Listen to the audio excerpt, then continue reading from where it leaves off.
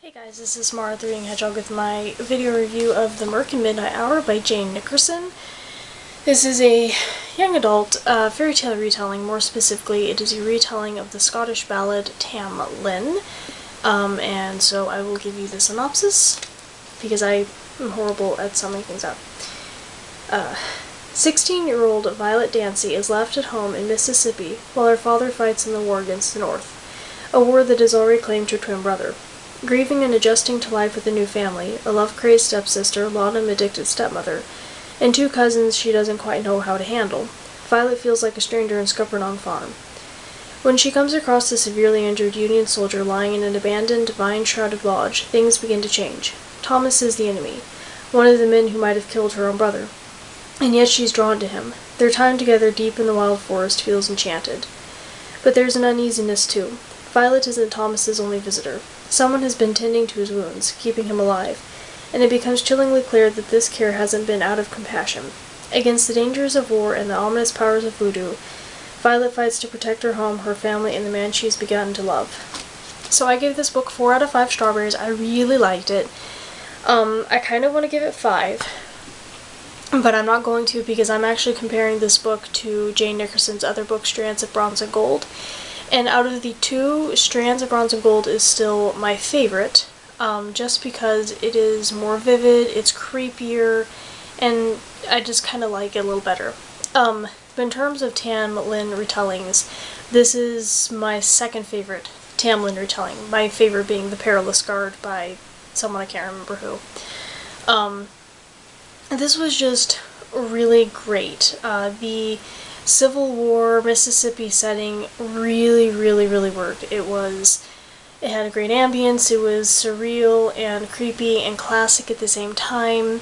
The voodoo was really creepy and cool and just really worked. And I really loved the characters. Violet is a very sensible, intelligent, compassionate protagonist. I never once got irritated with her. The side characters are really awesome too, like her stepsister Sunny.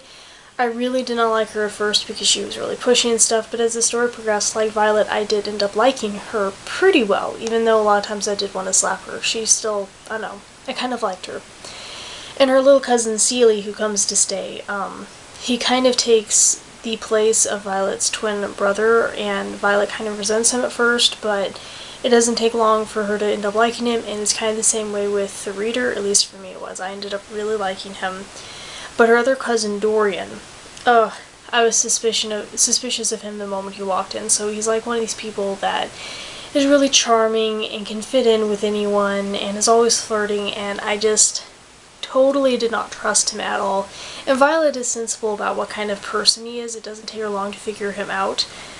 So I never got irritated with her about that either, but Dorian was very creepy. Really enjoyed what he brought to the story. And like the side characters like Lainey, the slave girl and all that, they were really cool. They all had, they all felt realistic, and just, I really liked them. And then Thomas, the injured Union soldier, obviously I loved him. He was really cool. And I really liked the romance between him and Violet. It felt genuine and heartfelt and actually very deep. Quite a bit of time is supposed to pass during this book. It doesn't really feel like it, but it is supposed to pass, so they do actually get to know each other, so it's not just a immediate, oh, I like you. So I really liked that, and there's no love triangle, not really. Appreciated that as well. And this also really doesn't have any villains, not really. Like, the people that take place, that kind of are the villains, what they're doing isn't, they're not doing it with evil intentions exactly. They kind of think what they're doing is right, but I don't know. It's kind of hard to explain. They weren't exactly villainy, but they were intimidating, and they were kind of scary. So they really worked. And as usual, Jane Nickerson's writing style in this was superb. She set the tone. The dialogue fit the era, and it was just really, I just really like her writing style. She's one of my new favorite authors. The only thing I really have to complain about this is the plot was a little slow in the beginning.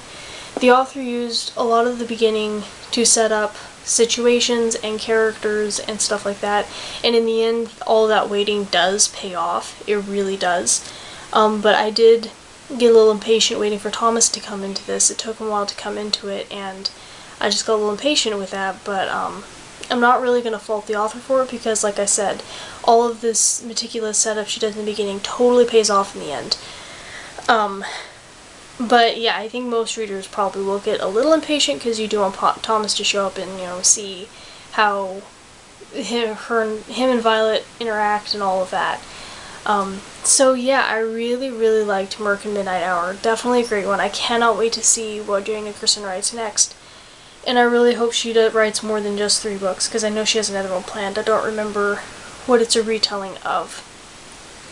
But if you want a more detailed review, you of course can go read it on my blog, which I have linked below. And if you have any comments or questions, please feel free to leave them, and I will see you next time. Bye.